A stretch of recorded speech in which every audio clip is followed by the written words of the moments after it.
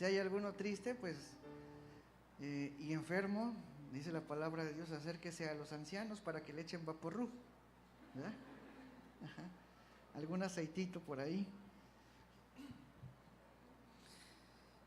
Vamos a continuar entonces con nuestra carta a la alegría. Carta de la alegría. Y esta sería la tercera parte de la introducción. Y seguimos ahí. Esperamos terminar ahora sí los dos primeros versículos de Filipenses. Y Filipenses 1:1 dice: Pablo y Timoteo, siervos de Jesucristo. Primeramente, vimos a qué se refiere Pablo cuando está diciendo de ellos mismos, Pablo y Timoteo, que son siervos, ¿verdad? Dice, a todos los santos en Cristo Jesús. ¿Quiénes son los santos, hermano? ¿Verdad? Nosotros, y que se vea también. Somos santos posicionalmente delante del Padre porque Él nos limpió. Y ahora el Señor nos permite entrar a su presencia, cuando antes el sumo sacerdote, por un pecado, por más mínimo que sea, se moría en el lugar santísimo.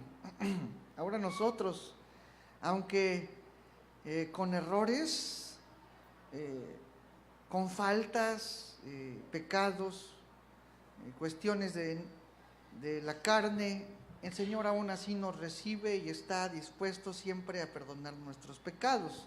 Son esos santos de los que ahí habla la Biblia. Y ahora, ¿dónde están esos santos? Según Filipenses 1:1. ¿Qué dice? Les están hablando los siervos del Señor a los santos en Cristo Jesús que están en Filipos. Entonces ese lugar, Filipos. ¿Es importante Filipos? También debemos tener un poquito de nociones acerca de esta ciudad. Es una ciudad importante realmente y tiene algunas características que lo distinguen. Desde la época de los fenicios, esa área fue muy rica en oro y en plata. Tenía enormes minas de oro y de plata, y cuando lo descubrieron, obviamente, pues un lugar en el que hay riqueza, pues tiene un auge tremendo y todo el mundo quiere ir a trabajar ahí, quieren todos sacar oro, ¿no? Explotar el área. Y debido al hallazgo, esa zona se convirtió en una zona comercial muy importante del Imperio Romano también. Y de hecho, aunque en el tiempo de Pablo las minas ya no servían, ya se habían agotado, el área quedó como un área estratégica de los romanos, un área en el cual se emprendía el comercio, ¿verdad? Era un área comercial.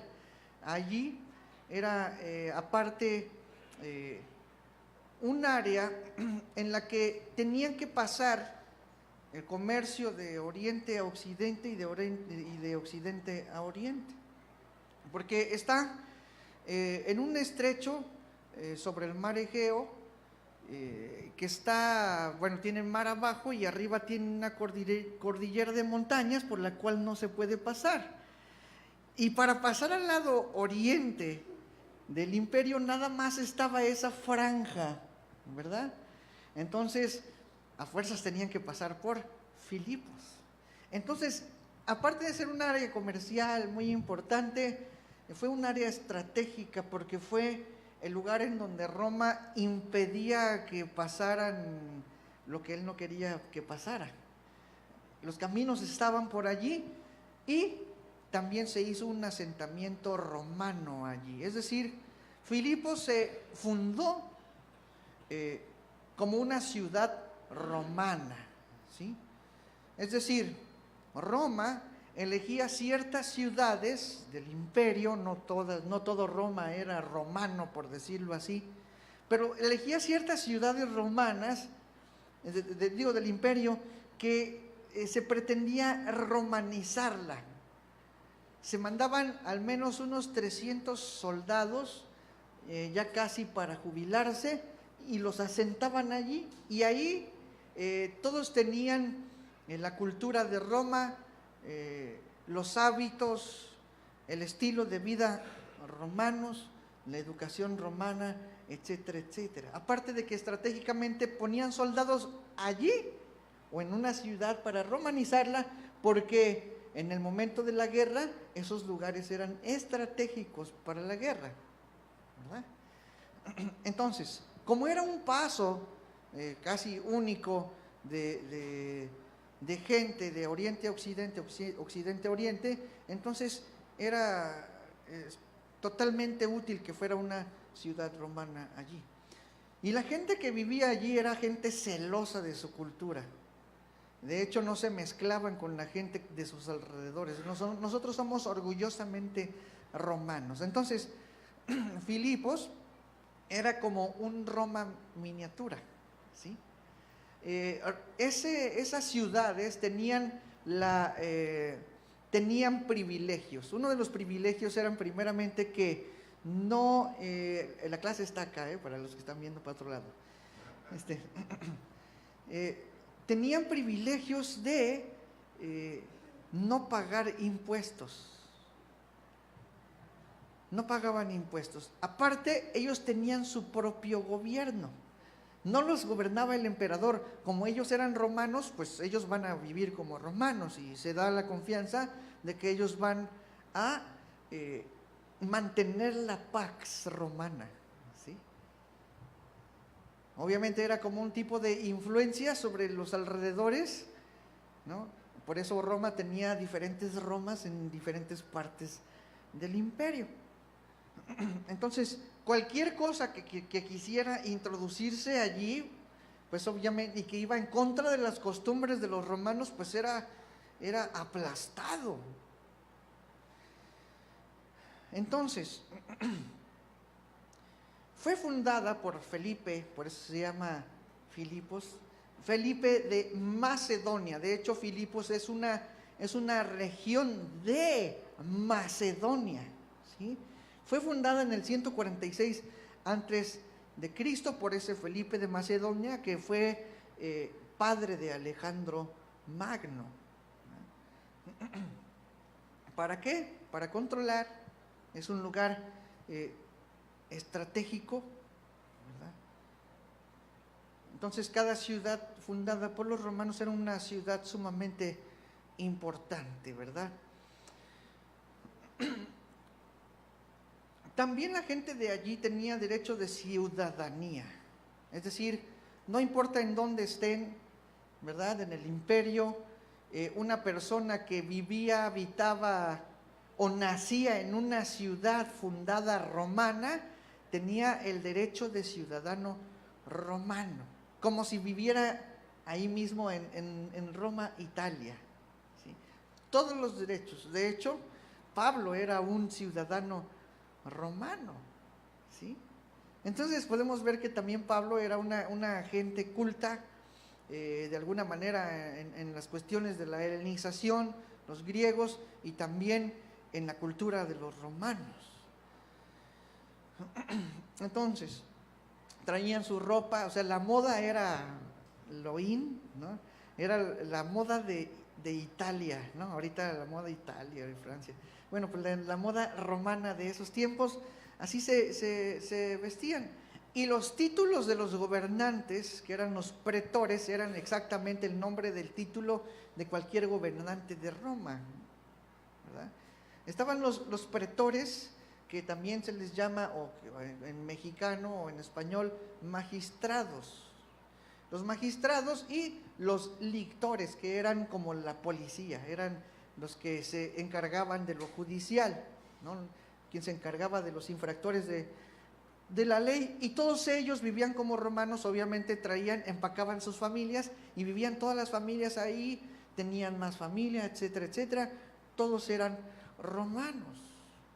Ahora, a pesar de que Filipos fue una ciudad romana, que fue una ciudad importante del comercio, un lugar estratégico, un lugar donde se libraron batallas por parte de los romanos también, no hay una razón por la cual esa ciudad sobreviva, o ese nombre sobreviva hasta estos días, si no es por la palabra de Dios.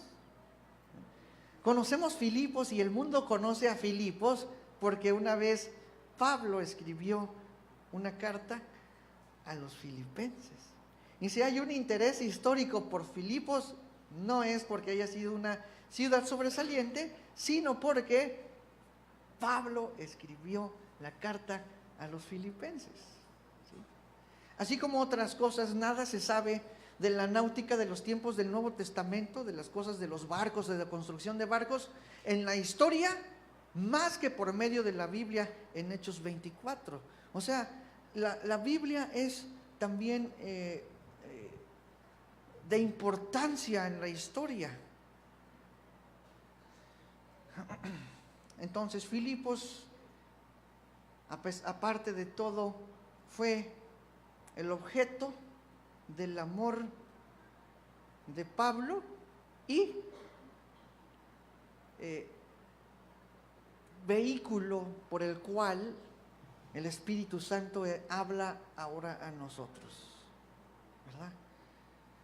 Así que esa ciudad está vigente en nuestro corazón, en nuestra Biblia.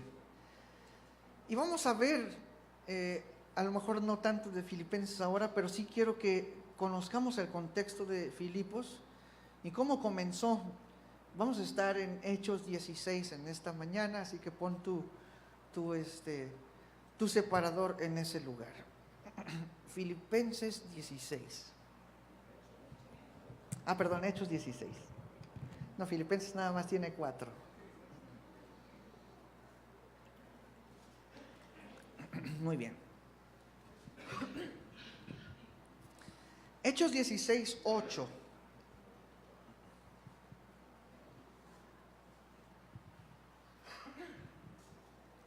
Y pasando junto a Misia, descendieron a Troas. Y se le mostró a Pablo una visión de noche, un varón que macedonio. Filipos, ¿en dónde está? En Macedonia. Estaba en pie rogándole y diciendo: pasa a Macedonia y ayúdanos. Dios estaba llamando a Pablo a Europa. ¿Sí? ¿Cuántos quisieran que Dios los llamara a Europa? En esos tiempos no era lo que hoy es, ¿verdad? Así que todo el mundo quisiera ir a Europa, pero en esos tiempos nadie querría ir a Macedonia, ¿no? Entonces dice el versículo 10: cuando vio la visión, enseguida procuramos partir para Macedonia. ¿Quién está hablando ahí? ¿Quién está escribiendo? Lucas. Y en ese viaje, hermano, iban Timoteo y Silas, aparte de Pablo. Lucas, Timoteo, Silas. ¿Sí? Okay. Entonces,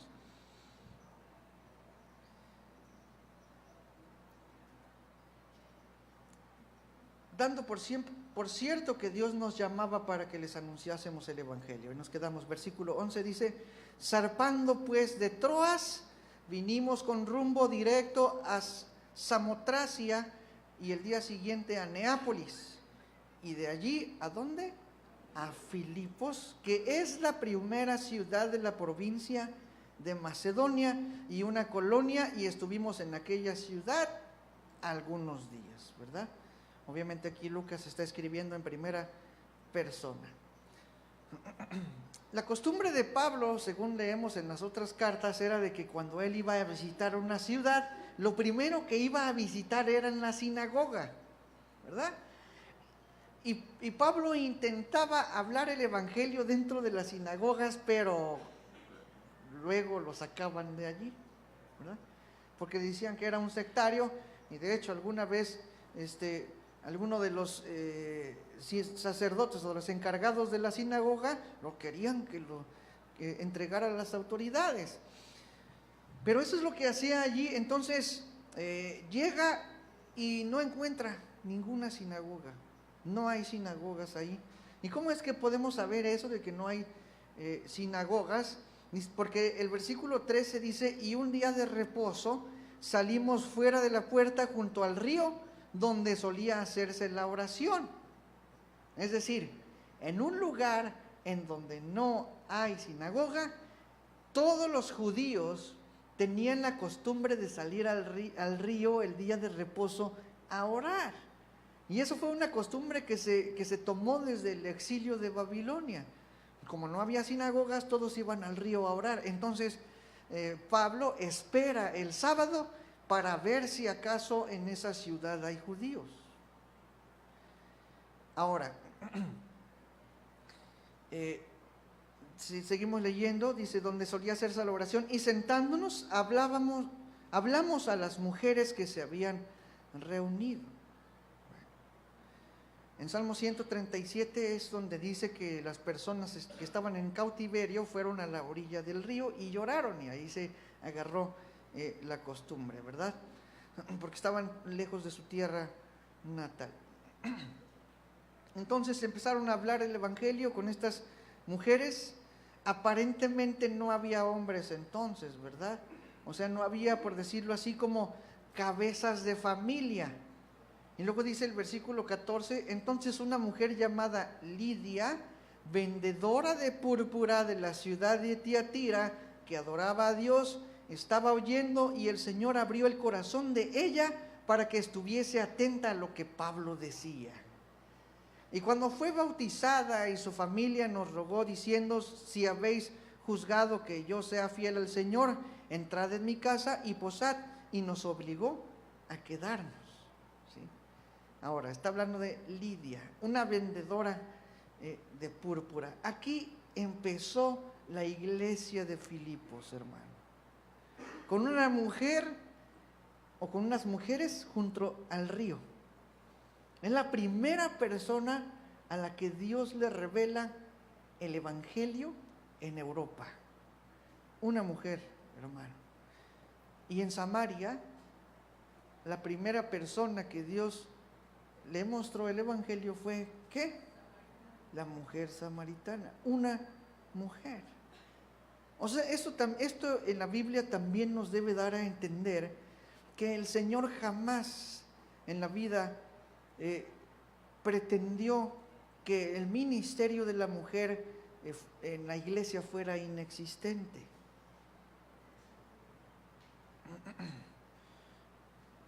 Cuando la palabra de Dios en Gálatas 3:28 dice, ya no hay judío ni griego, no hay esclavo ni libre, no hay varón ni mujer, porque todos vosotros sois uno en Cristo Jesús, está hablando acerca de esa revolución que el Señor Jesucristo vino a hacer cuando Él vino, en donde el amo era superior al esclavo, ¿verdad? El esposo superior a su esposa, no en cuestiones de autoridad, porque sabemos cuál es la autoridad y Dios es un Dios que tiene un orden de autoridades. Pero la sociedad en general tenía tanto a los niños como a las mujeres peores que un perrito, ¿sí? Entonces, la cuestión de que el Señor Jesucristo haya revelado su palabra a una mujer, obviamente podía ser mal visto de parte de los fariseos y del pueblo judío, pero el Señor tuvo a bien hacerlo así, dignificar y retomar la valía de las mujeres en el mundo, ¿verdad? Y aquí vemos de hecho a una mujer que trabaja, a una mujer que vende púrpura, ¿sí se dieron cuenta? ¿Ah? Una mujer que vende púrpura, pero como en la reunión de matrimonios les dijimos, ¿cuál es la motivación de una mujer para trabajar? Ahí es en donde está el problema, ¿verdad? Una mujer puede apoyar a su esposo en el trabajo, eso es correcto. Puede hacer muchas cosas, como el hombre también puede hacer muchas cosas, ¿no? Pero hablamos de las diferentes áreas acerca de la mujer también, ¿no? En todas las áreas en las que las mujeres pueden participar. Los dones del Señor han sido dados a hombres y mujeres por igual, libres o esclavos, ¿verdad? ¿Se acuerdan de Onésimo? Y que también en la historia, en la tradición, también aparece Onésimo como un obispo de la iglesia de Éfeso, ¿sí? Aunque él no dejó de ser esclavo, él siguió siendo esclavo, pero fue un obispo de una iglesia. Es importante señalarlo, ¿verdad? Que cuando Lidia dice eso, entonces todos los de su casa se bautizaron. Ella se convirtió en la predicadora de su casa, así como la mujer samaritana se convirtió en la predicadora de los samaritanos. Entonces ahí nada tiene que ver la cuestión de que la mujer no puede enseñar a los hombres, ¿verdad? La Biblia no dice que la mujer no puede enseñar sobre los hombres. La Biblia dice que no puede enseñar sobre su marido, ¿okay? Porque es una autoridad. Estamos hablando de que la cuestión de que la mujer muchas veces la cuestión de saber más que su esposo la lleva a tener actitudes que no son correctas, ¿verdad? Y también cuando la palabra de Dios dice que la mujer calla en la congregación, es precisamente por eso. No porque no pueda predicar, sino porque muchas veces el conocimiento en ellas las ponía en una posición de una falta de respeto en contra de los hombres. ¿Por qué? Porque por mucho tiempo los hombres denigraron a las mujeres. Y cuando viene el evangelio y dice las mujeres son iguales que los hombres, entonces las mujeres empiezan a tomar el chicote por y a darle a los hombres, ¿no? Esa fue el contexto histórico.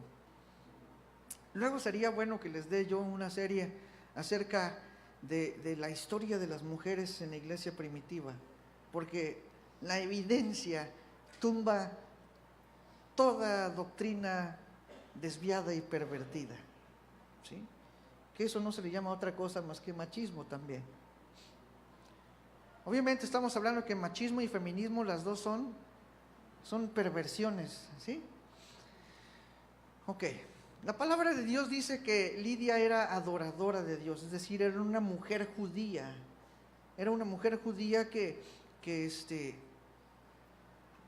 era adoradora de Dios antes de que llegara el evangelio a su casa. Y también ella dice, si ustedes piensan que yo soy una verdadera creyente del Señor Jesús, entonces vengan a quedarse en mi casa. Ella lo dice por lo mismo, hermano, de que a la mujer realmente no se le tomaba en cuenta que lo que ella dijera tenía algún valor o fuera verdad. ¿Cómo ves? Pero ella persuadió a los hombres a quedarse en su casa. De alguna manera también era una muy buena vendedora, ¿no? Si ustedes creen que yo soy un verdadero creyente, entonces quédense en mi casa. Y pues desde que tenían Pablo y los demás, pues decir, no, pues si no nos quedamos va a pensar que no creemos que no es una mujer, una creyente verdadera. Pero pues ahí está una mujer que obviamente también llevó a toda su casa al evangelio, ¿no? Cuando la palabra de Dios dice, cree en el Señor Jesucristo y serás salvo tú y tu casa, no está hablando de que mágicamente cuando tú te conviertes, todos los demás se van a convertir de tu casa. ¿Cuántos padres no has visto tú que mueren y sus hijos, algunos hijos que no creyeron? Entonces, ¿en dónde quedó la supuesta promesa de Dios? No es una promesa. Cuando Él les dijo, serás salvo tú y tu casa, obviamente porque la autoridad en esos tiempos tenía una influencia positiva sobre todos. Y los hijos irremediablemente tenían que acercarse al Señor, ¿sí? Aparte de que si el Señor dice, de alguna manera, serás salvo tú y tu casa, fue una cuestión, o podría haber sido una cuestión de la soberanía de Dios aplicada en su familia, ¿verdad? Si voy a tu casa, digo, si recibes tú, toda tu casa se va a convertir. Entonces Lidia también fue una influencia positiva sobre su casa, ¿verdad? También tenía obviamente autoridad, como lo hemos visto. También las esposas tienen autoridad sobre sus hijos. Obviamente sobre el marido no, ¿verdad? ¿Estamos de acuerdo, hermanas? Muy bien. ¿Y no se agüitan? ¿Por qué? Porque es bueno, porque así dice la palabra del Señor. Dice la palabra de Dios. Entonces, la palabra de Dios habla hasta en las escrituras. Obviamente mucha gente ha tratado de decir, no es, pero está Junia, que es una de las apóstolas. Y sí hay Junias en la historia, sí hay nombre Junia en la historia que habla de mujeres, una apóstola, ¿sí? Habla de diaconisas, habla de profetisas. Cuando está hablando de profetisas, no está hablando, o muchas veces sí habla de la profecía tipo oráculo, pero también habla de predicadores. Entonces podemos ver a mujeres predicadoras en la iglesia. Hay ancianas en la iglesia, ¿sí o no? Y cuando la palabra de Dios menciona ancianos y ancianas, no precisamente está hablando de la gente mayor, sino está hablando de la gente que ha tenido una experiencia en Cristo, que ha sido probado en Cristo, una persona que puede enseñar la palabra, una persona que puede aconsejar a las demás personas. A eso se le llama bíblicamente anciano. Y como sinónimo la palabra anciano en la historia se ha utilizado para la palabra pastor. Si en la Biblia hay ancianos, pastores, y hay ancianas, entonces también hay ¿qué? Pastoras. O sea, sí hay títulos de pastor y pastora. Ahora, no es automático, hermano. Por ejemplo, el hombre que el Señor lo llama a ser misionero, ¿verdad? Entonces ya automáticamente su esposa es misionera. No, el Señor tiene un llamado para ella. A lo mejor sí, Dios llama al esposo y al esposo como misioneros. Y hay veces o muchas historias en las cuales esposo y esposa se van a las misiones. Y aún el esposo se muere y la mujer y los hijos se quedan como misioneros en esa área. Pero hay veces que no. Hay veces que el esposo es misionero y la esposa es una ayuda del ministerio de su esposo. Tanto como hay diáconos y diaconisas, pero a lo mejor el esposo es diácono y la esposa no es diaconisa.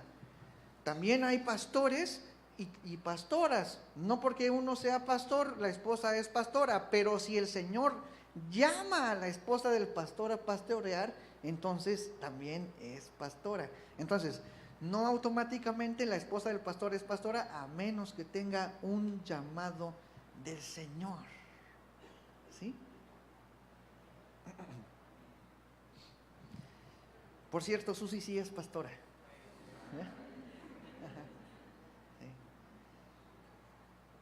Sí. Y no por los títulos, sino porque es un don que fluye. Ni si quieren un título, luego se los traemos, ¿no? Ahí están los dos. Junia, apóstola; Lidia, predicadora; la mujer samaritana, evangelizadora, también, ¿verdad? Repito, históricamente hubo mujeres en el ministerio, hasta la entrada del Imperio Romano al cristianismo. No es hasta entonces, 3 siglos después, que la costumbre romana, obviamente el imperio mete sus manotas en la iglesia, ¿no? Y quiere gobernar. De hecho, el imperio decidía si una doctrina estaba bien o estaba mal. Entonces, de acuerdo al emperador, si el emperador creía en la Trinidad, entonces todo el imperio tenía que ser trinitario. Y si era arriano, y si era testigo de Jehová, entonces todos eran testigos de Jehová por imposición. Entonces, si en el gobierno romano no había mujeres, porque el gobierno romano consideraba a las mujeres como indignas del gobierno, entonces metió sus manos en la iglesia para decir: las mujeres no tienen nada que ver en el gobierno de la iglesia. Y esa costumbre sigue en muchas de las iglesias que nosotros tenemos en el presente, ¿ya?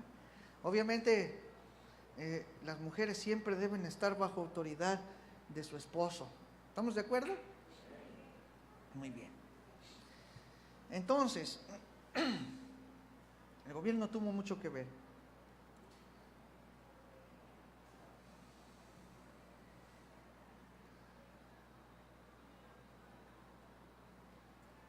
Continuamos en Hechos 16:16.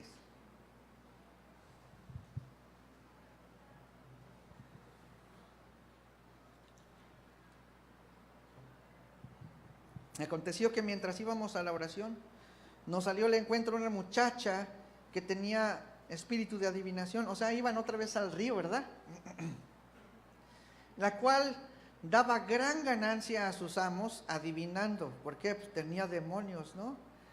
Y los demonios adivinaban, o los demonios investigaban y le decían a esta mujer qué decir de la gente. Está siguiendo a Pablo y a nosotros. ¿Quiénes nosotros? Lucas, Timoteo, Silas. Daba voces diciendo: estos hombres son siervos del Dios Altísimo, quienes os anuncian el camino de salvación. Un demonio hablando, ¿ya?, de ellos. Y esto lo hacía ¿por cuántos días? Por muchos días, más llenándole el buche de piedritas a Pablo. Dice: mas desagradando a Pablo, este se volvió y dijo al espíritu: te mando en el nombre de Jesucristo que salgas de ella. Y salió en aquella misma hora. No había un exorcismo ahí de que vamos al Salmo 23, no, el Salmo 15. No había toda una cuestión allí. Pero bueno, una mujer diciendo la verdad, porque eran siervos del Altísimo, ¿o no? Estaba diciendo la verdad. Y es una lección para nosotros también, que es un peligro latente, ¿no? Cuando la falsa enseñanza viene, no viene en forma de mentira, o sea, no va manifestándose ahí para que tú te des cuenta, ¿no? La falsa enseñanza o el engaño es un ¿qué? Engaño. Es decir, puede decir mucha verdad, mucha verdad, y en la verdad te agarra. ¿Sí? En la verdad te agarra. Así que sigan viendo sus predicaciones de YouTube, sin discernir, obviamente. Yo no estoy diciendo que no vean nada, pero disciernan. Cuando veas que tu actitud está transformada en otra cosa que no es un cristiano, entonces has sido engañado, ¿verdad? Cuando veas que te has transformado en una persona carnal y antiespiritual, entonces te has lleno de esa levadura religiosa, falsa y nociva. Y bueno, pues Pablo obviamente estaba molesto, se da la vuelta y echa fuera al demonio, ¿verdad? Y luego el versículo 19 dice: pero viendo sus amos que había salido la esperanza de su ganancia, ya se nos acabó la fortuna. Aquí prendieron a Pablo y a Silas y los trajeron al foro ante las autoridades. ¿Quién sabe por qué no agarraron a Timoteo ni a Lucas, pero los agarraron a Pablo? Pues porque ellos eran los predicadores, ¿verdad? Lucas no predicaba, Timoteo era el pupilo, ¿verdad? Era el discípulo. Y presentándolos a los ¿qué? ¿Quiénes eran los magistrados? Los pretores de una ciudad romana, es decir, fundada romana, con costumbres romanas, de una ciudad absolutamente y cultura ¿qué? Romana. Entonces ahí había magistrados, como en otras ciudades no lo había. Dijeron: estos hombres, siendo judíos, alborotan nuestra ciudad. Allí no eran los fariseos los que los estaban acusando. ¿Quién eran? ¿Quiénes eran? Eran romanos, orgullosos, ¿sí? Vinieron estos forasteros raros predicando una cosa que no tiene nada que ver con nuestra cultura romana. Ahí se ve el orgullo romano, ¿no?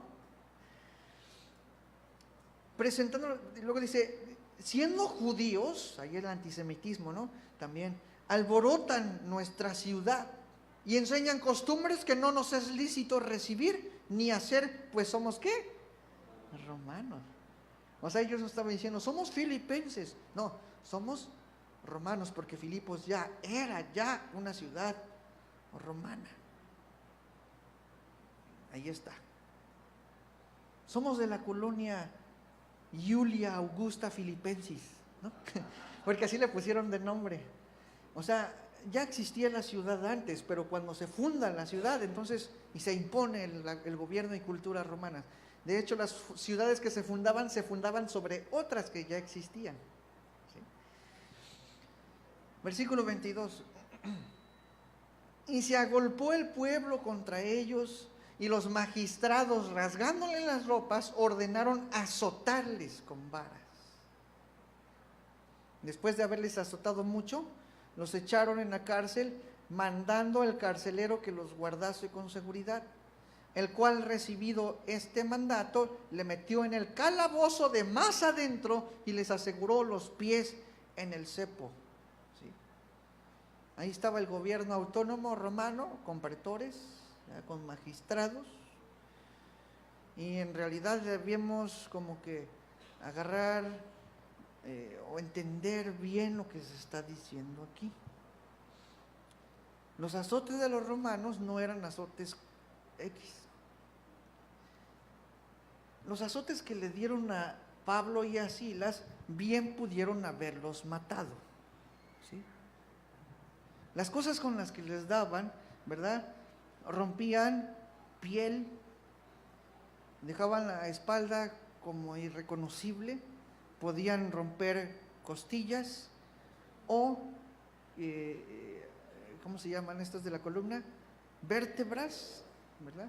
Podían dañar órganos internos y la gente se moría en la cárcel, a lo mejor no tanto por hambre, pero sí no les daban de comer, ¿verdad?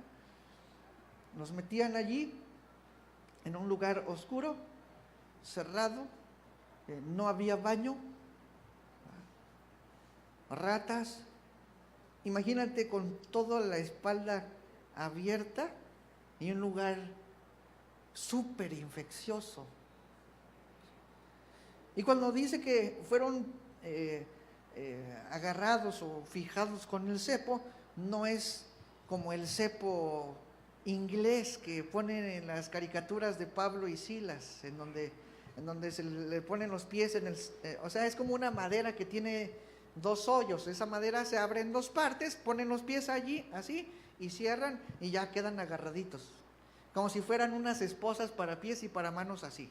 No, el cepo romano de esos tiempos era una tabla muy grande con muchos orificios. Entonces metían el pie en uno de los orificios, agarraban la pierna y la estiraban lo más que pueda y la ponían en el otro hoyo. Y agarraban la mano, también la estiraban y ponían la otra mano también bien estirada en el otro hoyo, y así los ponían lo más estirados que se pudiera en el cepo. Y en esa gran madera podía haber varias personas, ¿verdad?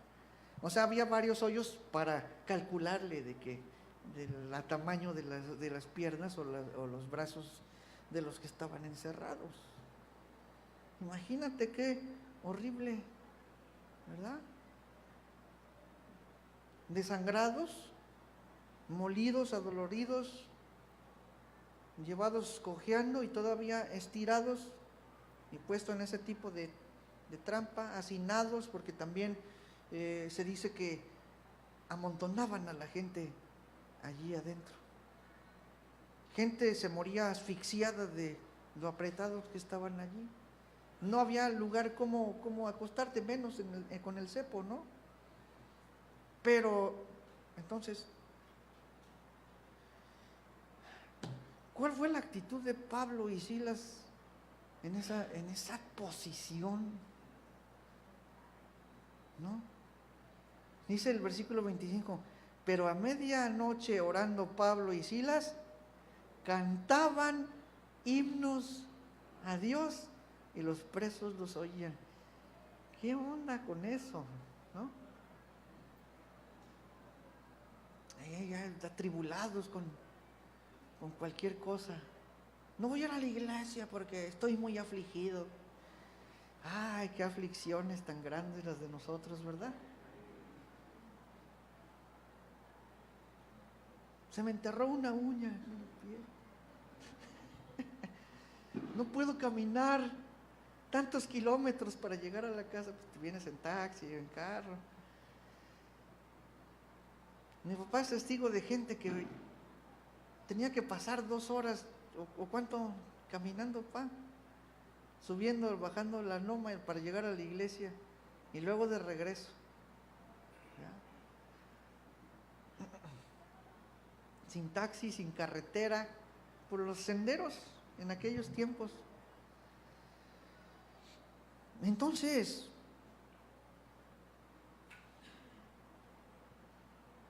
la iglesia de Filipos, hermano, nació de la alegría. Pablo y Silas cantando en Filipos, en una situación difícil, pero con la manifestación del gozo en ese corazón de esos misioneros, obviamente el gozo que salía desde su interior por el Espíritu Santo, porque estaban dispuestos a recibir y obedecer la palabra en medio de la aflicción y puesto su esperanza en la gloria futura. Ellos conocieron lo que es verdaderamente el gozo del Señor. El gozo del Señor no se conoce en la felicidad, se conoce en la aflicción. ¿Sí? Y podemos ver a Pablo diciendo, sí, me siento afligido, pero me gozo en el Señor. O sea, es una paradoja. Es algo que sale desde el interior, hermano. No es de personas comunes. Entonces a medianoche el Señor decide que todo se estremezca, ¿verdad? Se tiembla todo, se abre la cárcel, ¿verdad? Vamos al versículo 27. Despertando el carcelero, ¿verdad? Y viéndola abiertas las puertas de la cárcel, sacó la espada y se iba a matar pensando que los presos habían huido, porque se les cayó todo y ya todos estaban como libres. Pero dice el versículo 28, mas Pablo clamó a gran voz diciendo, no te hagas ningún mal, pues estamos todos aquí. Él entonces, pidiendo luz, se precipitó adentro y temblando se postró a los pies de Pablo y de Silas, y sacándolos les dijo, señores, ¿qué debo hacer para ser salvo? A ver, fíjense, Pablo y Silas estaban amarrados. ¿Cómo se le ocurre al carcelero preguntar, ¿cómo es que puedo ser salvo? En primera, era un romano, no era un judío que dijeras, no, pues conozco que va a venir el Mesías, quién sabe qué, no. Pregunta de la nada, como la cuestión de, ¿cómo es que puedo ser salvo? ¿Verdad? Bueno, seguramente los himnos que estaba cantando Pablo y Silas tenían un contenido poderoso, un contenido evangélico. Seguramente no estaban cantando, yo soy tu niña.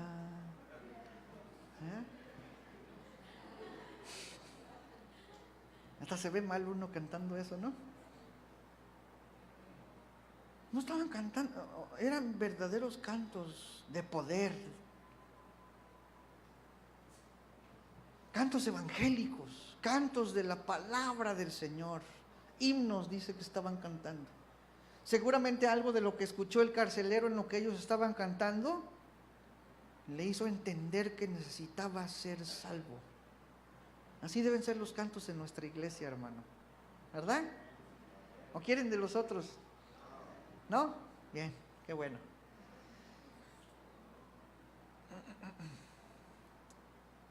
Los cantos de estos tiempos están hechos para agradar a los hermanos de la iglesia, no al Señor. Pero estaban cantando salmos ellos, estaban cantando el Evangelio. Y luego dice el versículo 31, ellos dijeron, cree en el Señor Jesucristo y serás salvo tú y tu casa. Entonces, ¿qué fue que le hicieron hacer una oración de creer en el Señor y cree y ya? Pues ¿creer qué? ¿Creer qué? Si él era romano, obviamente lo que dice el versículo 32 dice, y le hablaron la palabra del Señor. ¿Ah? No vas a creer ciegamente en algo que no conoces, ¿no? A él y a todos los que estaban en su casa. ¿Quién sabe cuánto tiempo se habrán tardado? Yo creo que toda la noche, hablando de la palabra del Señor. Y él, tomándolos en aquella misma hora de la noche, les lavó las heridas. Es decir, al mismo tiempo que ellos estaban hablando el evangelio, el carcelero estaba curándolos, estaba haciéndolo de médico. Imagínate cómo quedaron, ¿no? Y enseguida se bautizó él con todos los suyos, y llevándolos a su casa, les puso la mesa y se regocijó con toda su casa de haber creído a Dios. Es decir, la casa del carcelero no debió haber estado lejos de la cárcel, eso es obvio, ¿verdad? Pero lo sacó y de todas maneras ellos regresaron a la cárcel. ¿Entendemos? Si el carcelero los saca o deja a los prisioneros libres, obviamente lo matan. Por eso él quería suicidarse antes de que lo castigaran los romanos, porque hubiera sido peor. Entonces, hermano, con esta mujer Lidia y con este carcelero nace la iglesia de Filipos. Pero bueno, luego se dieron cuenta de que Pablo era romano. Y los magistrados dijeron, ¿qué hicimos? ¿No? En el versículo 39 dice, y viniendo les rogaron, y sacándoles, les pidieron que salieran de la ciudad. Váyanse. Si se dan cuenta, en Roma nos van a castigar a nosotros porque violamos los derechos de un romano. Nos sacaron. ¿Por qué los encerraron? Porque se equivocaron. Fue un error, perdón, disculpe, adiós. ¿Cuántas veces te han hecho así cosas a ti? Ay, perdón, fue un error, pero te la hicieron malísima. No tanto como a Pablo y como a Silas, yo creo, ¿verdad? Te la hicieron mal, te fue como, y te deprimiste y todo, no cantaste himnos ni nada, ¿verdad? Y luego, perdón, fue un error. Como no sucede nunca en México tampoco, ¿verdad? Pero a nosotros no nos ha sucedido.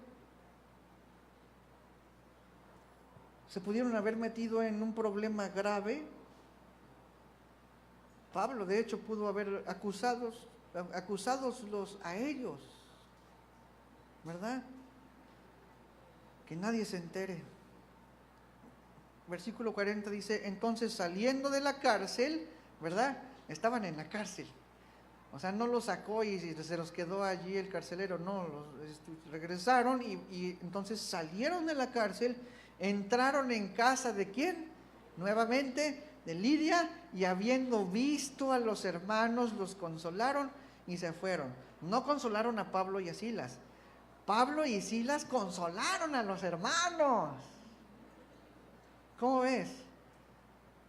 Y si no, busca en otras versiones. Cualquier versión diferente de la Reina Valera dice que Pablo y Silas los consolaron a ellos. Porque ellos estaban conmovidos de lo que había pasado. Y de alguna manera, pues también Pablo y Silas los estaban animando porque, ¿eres cristiano? Entonces muy probable que te pueda pasar algo como lo que nos pasó a nosotros, ¿no? Entonces ustedes sigan adelante, échenle ganas, ánimo. La palabra del Señor es salvación para ustedes eterna, no se echen para atrás, ¿verdad? Imagínate, hermano, un líder de la iglesia deprimido. Pues no puede tener influencia sobre los demás, ¿verdad? Debe ser como Pablo y como Silas. Ánimo, a nosotros nos pasó, pero los consolamos a ustedes, ¿no? Ahora, no había judíos más que Lidia y algunas mujeres, como vimos, obviamente, una sinagoga judía. O sea, para que se construyera una sinagoga judía en cualquier parte del mundo, al menos debía haber 10 cabezas de familia, 10 hombres. Y ya, armamos una sinagoga, pero ahí no había ni 10 hombres, y la palabra dice que eran algunas mujeres judías. Entonces, la iglesia de Filipos no tuvo problemas con los judaizantes, gracias a Dios, ¿verdad? Tuvo problemas con los romanos, pero ahí tenemos entonces en esta carta advertencias, exhortaciones, palabras de aliento, ¿verdad? Entonces Filipos es una ciudad muy importante, como lo conocemos en la Biblia, Hechos 16. Vamos a Filipenses 1:1.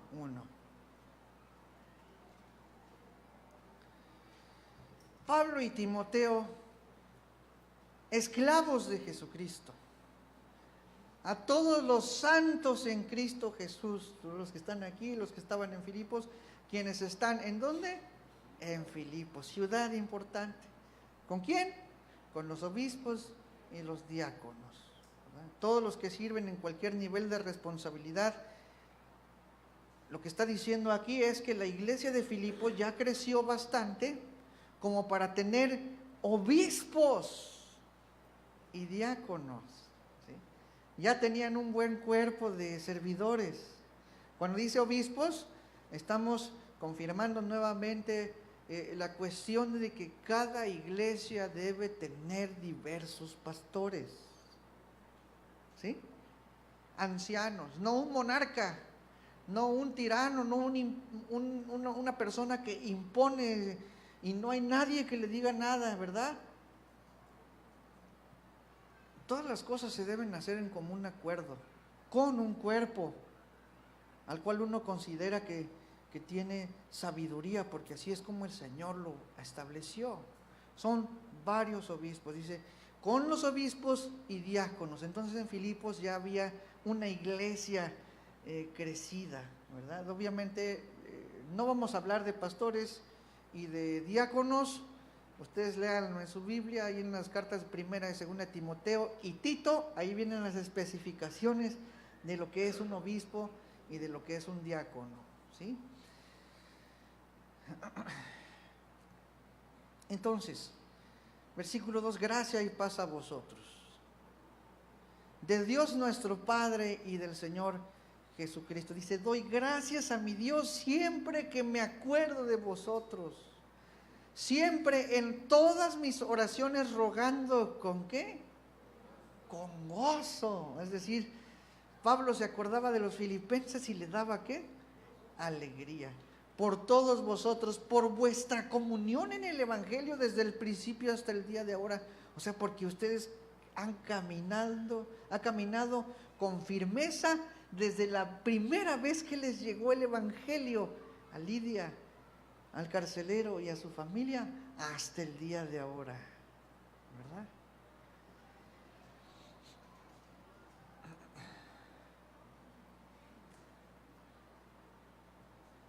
Filipenses 4:10 dice esto: en gran manera me gocé en el Señor, de que ya al fin habéis revivido vuestro cuidado de mí, de lo cual también estabais solícitos, pero os faltaba la oportunidad. Cuando hablamos acerca del propósito de la carta de Pablo, en esencia estamos hablando de Filipenses 4:10.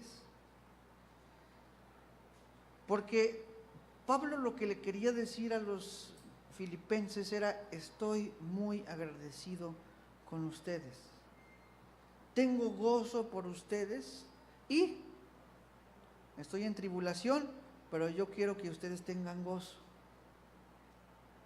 La gente me ha defraudado, pero tengo gozo. Estoy en dificultad, pero tengo gozo. Y también dice, a veces tengo dinero, a veces no tengo, pero tengo gozo. Si yo tengo esto, entonces ténganlo ustedes. Hablando un poquito sobre Filipos, dice el versículo 16 y 17 del 4, pues a una Tesalónica me enviasteis una y otra vez para mis necesidades. ¿De qué está hablando? Está hablando de recursos económicos. Versículo 17 dice, no es que busque dádivas, sino que busco fruto que abunde en vuestra cosa. Lo que él estaba diciendo es como que, ¿sabes? A veces yo no necesitaba y de todas maneras me enviaste. Y me gozo porque eso me habla de un corazón generoso, un corazón generoso. Y fíjense, ¿sabes de quién estaba hablando cuando Pablo estaba diciéndole a los corintios que Macedonia y su profunda pobreza? Estaba hablando de los filipenses. Los macedonios. Filipos está en Macedonia. Segunda de Corintios 11:9 dice, y cuando estaban entre vosotros tuve necesidad y a ninguno fui carga. O sea, los corintios no, ¿verdad? Pues lo que me faltaba lo suplieron los hermanos que vinieron. ¿De dónde? De Macedonia. Y en todo me guardé y me guardaré de seros gravosos. O sea, cuando Pablo estaba trabajando, haciendo tiendas, no quiere decir que él estaba cediendo su derecho de recibir por el Evangelio, sino que estaba cediendo su derecho de recibir de los corintios, para que los corintios no se estorbaran, porque hay todo un contexto también ahí filosófico sobre recibir dinero. Y de los corintios no pidió nada, sin embargo, otros lo estaban sosteniendo por otra parte. Y la iglesia de Macedonia cubrió sus necesidades. Muchos dicen que la cuestión de que Pablo estuviera recibiendo ciertos donativos solamente era para la cuestión del donativo que se estaba haciendo para Jerusalén cuando estaba en una situación difícil económica. No es así. Macedonia le enviaba una y otra vez, ¿para qué? Para las necesidades de Pablo. Filipenses 4:11 dice, no lo digo porque tenga escasez, pues he aprendido a contentarme cualquiera que sea mi situación. Sé vivir humildemente y sé tener abundancia. En todo y por todo estoy enseñado, así para estar saciado como para tener hambre, así para tener abundancia como para padecer necesidad. Todo lo puedo en Cristo que me fortalece. ¿Qué es eso, hermano? Gozo en medio de las carencias económicas. Gozo en medio de las carencias económicas. Es una frase famosa. Todo el mundo lo quiere usar para todo, ¿verdad? Yo quiero poner un negocio nuevo, porque todo lo puedo en Cristo que me fortalece. Sí, al rato todo quebrado, endeudado, y todo lo puedo en Cristo que me fortalece. Ahí aplica cuando no tienes nada, todo lo puedo en Cristo que me fortalece. Ese verso aplica para decirnos, gózate cuando tienes y gózate cuando no tienes.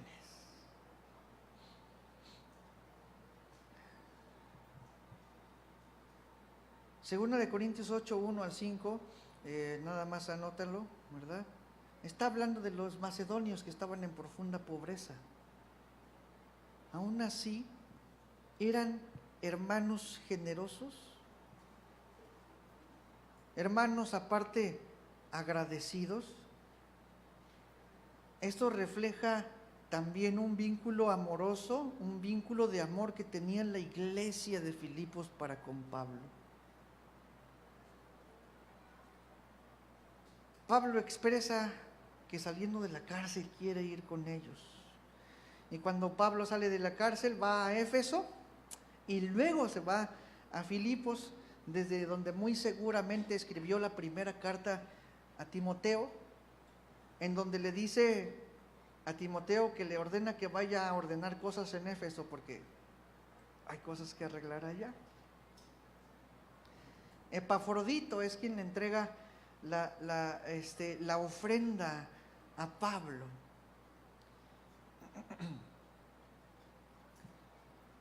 Y dice Filipenses 2:25-27, yo les leo Nueva Traducción Viviente, dice, mientras tanto pensé que debería enviarles de vuelta a Epafrodito.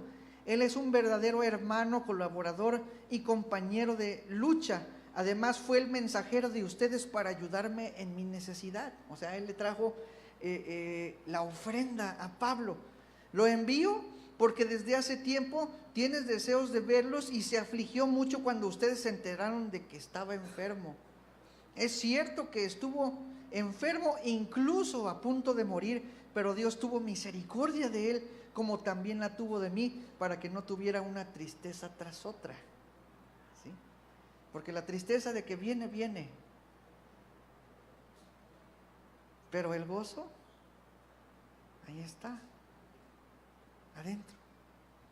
Entonces, les voy a enviar a Epafrodito para que ustedes no estén tristes. Él está bien. Él está bien. Y el saludo en el versículo 2 dice: gracia y paz a vosotros. Y de Dios nuestro Padre y del Señor Jesucristo. Son los deseos de Pablo para esas iglesias y para nosotros en este tiempo, ¿verdad? Gracia y paz, deseo y la oración de Pablo. Lo que básicamente está Pablo diciendo en toda esta carta es: deseo que no estés preocupado, gózate. Gracias por la dádiva que me envías. En realidad no la necesitaba, pero me da gozo que demuestres tu amor y tu preocupación por mí, porque eso te vale a ti en el cielo. Gracias por Epafrodito. Ahora yo se los envío de vuelta, porque ahora ustedes necesitan ser consolados. No se preocupen por mí, estoy gozoso. La gente me ha decepcionado, pero estoy gozoso. Los planes se me han volteado, pero estoy gozoso.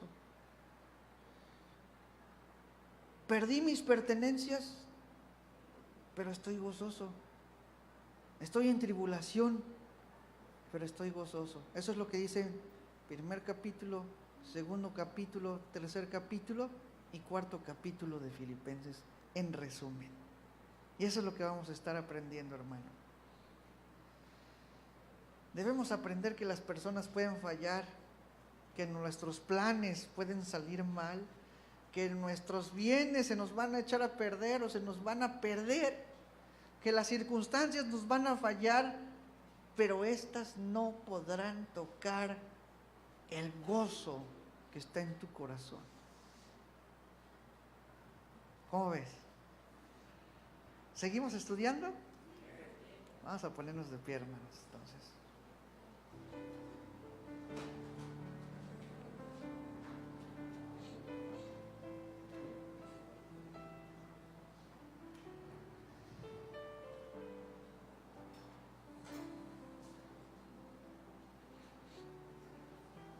Vamos a orar, hermano. Señor, te damos gracias. Siempre, Señor, todo el tiempo. Por todo, porque han sido tantas cosas las que nos has dado, Señor. Y lo máximo, Señor, como siempre, estaremos agradecidos por tu salvación, por tu gracia, por tu misericordia, Señor, por tu paciencia. Tu provisión ha sido grande, Señor, en todos los aspectos. Tu espíritu, Señor, sin mesura para nosotros. Tu poder disponible, Señor, para nosotros. Gracias por esta carta, Señor. Gracias por tu hijo Pablo, Señor, que está contigo. Te damos gracias, Señor, por el Espíritu Santo que inspiró para que esta carta, Señor, a nuestros hermanos de Filipos que también están contigo, Señor, nos llegara hasta este día para confirmarnos, para animarnos, para exhortarnos, para decirnos que no estamos solos, Señor, que tú habitas en nosotros. Que tu gozo, Señor, es real para cada uno de los que creemos, Señor. Y te pido, Señor, que también mantengas, Señor, nuestra atención puesta, enfocada, Señor, no solamente para conocer, Señor, sino para meditar en tu palabra y para ver las formas, Señor, en las cuales nosotros podemos también obrar, practicar, Señor, y ser una iglesia que se goza en toda situación, Padre. Porque en ese gozo, Señor, también queremos honrarte. No queremos desagradarte, ofenderte, Señor, con incredulidad. A lo mejor con tristeza que no tiene un control, Señor. Ayúdanos, Padre. Queremos seguir aprendiendo de tu palabra, Señor. Te bendecimos, Señor. Te damos toda la gloria por siempre en el nombre de Cristo Jesús. Amén.